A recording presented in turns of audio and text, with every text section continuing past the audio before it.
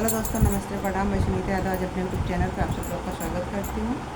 और आज आप सब लोग के बीच में मैं कजरी गीत लेके आया हूँ। आप लोग को जैसा लगे कमेंट बॉक्स में जरूर बताना, लाइक सब्सक्राइब जरूर करना और अपना प्यार आशीर्वाद जरूर देना। हमारे नैहर का सुदिना भुलाई पिया आवेला रोई पिया ना। हमारे नैहर का सुदिना भुलाई पिया आवेला रोई पिया ना।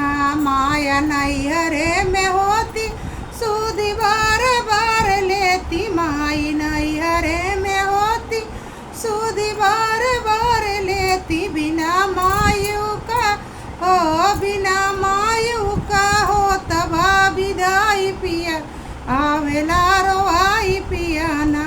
बिना मायू का हो तबा विदाई पिया आवेला रोई पिया ना।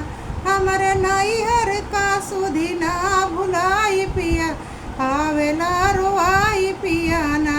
नैहर एक दिन का जाई जतानी को न पाई, नैहर एक दिन का जाई जतानी को न पाई। हमारा भाऊजी जो सोचार पाई पिया आवेला रोई पिया ना।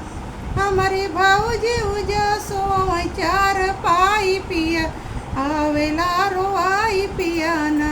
हमारे नैहर का सुदिना भुलाई पिया आवेला रोई पिया ना।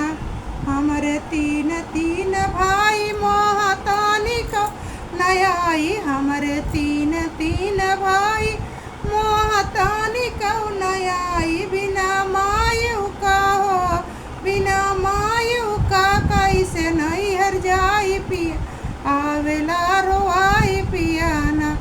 बिना मायू का कैसे नैहर जाई पिया आवेला रोई पिया ना।